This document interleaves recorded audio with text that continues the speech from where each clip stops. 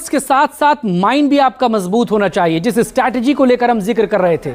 आज पहले ही मैच में एक डिफेंडिंग चैंपियन को हराना एक अलग तरह की आपको मजबूती देता है मानसिक तौर पर। तो फाइनल मुकाबले में किस तरह की उम्मीद की जाए विनेश फोगाट से?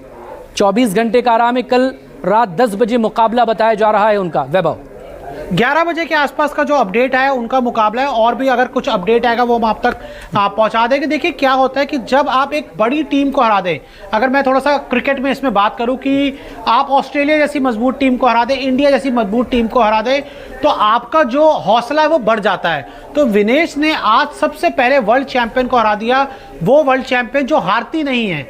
ओलंपिक्स में उन्होंने जब पिछले ओलंपिक्स में जब मेडल जीता था तो उन्होंने किसी को भी एक पॉइंट नहीं लेने दिया। तो जब आप इतने बड़े ओपोनेंट को हरा दो, मेन आपका जो हडल था वही ओपोनेंट था, और जब आप उसी को हटा दो, सबसे बड़े अपने पत्थर को साइड कर दो, तो फिर आपका जो आगे का रास्ता बड़ा आसान हो जाता है। और हमने देखा उसके बाद विनेश को अपने चाहे क्वार्टर फाइनल की मैं बात करूं चाहे सेमीफाइनल की बात करूं, वहां उनको कोई भी ज़्यादा दिक्कत नहीं आई।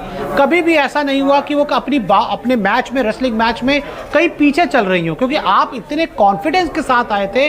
तो वो कॉन्फिडेंस आपके दाव पेच में दिख रहा था, आपके माइंडसेट में दिख रहा था, आपके बॉडी लैंग्वेज में दिख रहा था। और अगर आप सबने दंगल पिक्चर हमें देखी हो तो उसमें रेसलिंग को, कुश्ती को बड़ी आसान भाषा में समझाया गया है। आमिर खान की तो मूवी आई थी, तो उसमें ये दिखाया गया है कि आपको पहलवानी के साथ साथ अपना जो दिमाग है उसको बहुत शार्प रखने की जरूरत है, कि कैसे आपको ऐसा मौका भी मिल सकता है कि आपको एक ही दाव में 5 पॉइंट्स भी मिल सकते हैं। तो आई थिंक विनेश फोगाट ने जो एक पहला मैच अपना जीता, जो पहली उन्होंने रेसलिंग अपनी जीती, पहले मैच के आखिरी चंद सेकंड वहीं बाजी पलटी थी। बिल्कुल आखिरी के जो 10-15 सेकंड थे उसी में सब कुछ पलटा, और एक समय ऐसा लग नहीं रहा था कि सुसाकी को हरा पाएंगे, लेकिन वहां से जो उन्होंने एक लीड ली, मोमेंटम पकड़ा। देखिए मोमेंटम हमेशा कहा जाता है बहुत इंपॉर्टेंट होता है, कि अगर आप एक पॉजिटिव मोमेंटम के साथ आते हैं तो आप लगातार अच्छा करते जाते हैं, और वही हमें देखने को मिला, और वही हमें हॉकी टीम के साथ भी देखने को मिल रहा है। और हॉकी टीम अभी शायद जो अब तक मेरे पास अपडेट आया था, हम 1-2 से पिछड़ रहे थे, लेकिन उम्मीद हम यही कर रहे हैं कि हॉकी में भी हमारा इस बार मेडल हो। अगर हम ग्रेट ब्रिटेन को हरा देते हैं तो यहां पर भी हमारा मेडल पक्का हो जाएगा। और हॉकी टीम ने भी जो लगातार मोमेंटम पकड़ के रखा है, बहुत अच्छा रहा है। विनेश फोगाट ने बहुत अच्छा परफॉर्मेंस किया, उन्होंने मेडल पक्का किया। नीरज चोपड़ा आज हमारे यहां पे फाइनल में पहुंच चुके जेवलिन थ्रो के, और मैं आपको बता दूं वो जो गोल्डन बॉय नीरज चोपड़ा, उनसे भी उम्मीद है इस बार फिर से गोल्ड की।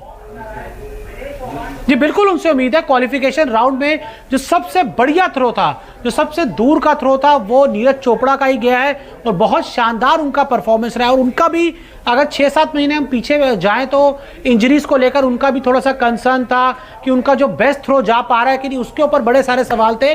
लेकिन नीरज चोपड़ा आई थिंक, मुझे लगता है कि इंडिया के सबसे बेस्ट एथलीट्स में से उनका जो नाम आएगा शायद नंबर 1 पर ही मेरे हिसाब से मैं उनको काउंट करूंगा, क्योंकि जितने अच्छे वो अपने ट्रैक पे रहते हैं उससे कई गुना अच्छे वो इंसान भी हैं, कि जब वो मिलते हैं वो बहुत प्यार से मिलते हैं। और अभी भी जब वो इंटरेक्शंस के लिए आए तो उन्होंने पूरे देश का धन्यवाद कहा। उन्होंने कहा मैं पूरे देश का धन्यवाद कहना चाहूँगा जो मेरे को इतना सपोर्ट कर रहे हैं, लगातार मेरे साथ जुड़े। और नीरज चोपड़ा इंडिया में एक बहुत बड़ा नाम बन चुके हैं। अभिनव बिंद्रा के बाद गोल्ड जीतने वाले ओलंपिक में वो दूसरे एथलीट हैं। और भैया आज इस सीजन का उन्होंने अपना बेस्ट थ्रो भी किया था।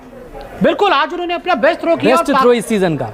देखिए इंडिया और पाकिस्तान के जो अरशद थे, नीरज चोपड़ा और अरशद के बीच में 3 पॉइंट्स का डिफरेंस था। नीरज चोपड़ा ने 89.35 समथिंग मारा था, और वही जो अरशद थे उनका जो थ्रो था वो 86.2 के आसपास रहा। तो यानी कि आपको डिफरेंस पता लगता है कि कितनी लीड से नीरज आगे चल रहे हैं। और एक थ्रो मारा, एक थ्रो से क्वालिफाई कर लिया, उसके बाद दूसरा थ्रो मारने की उनको जरूरत नहीं पड़ी।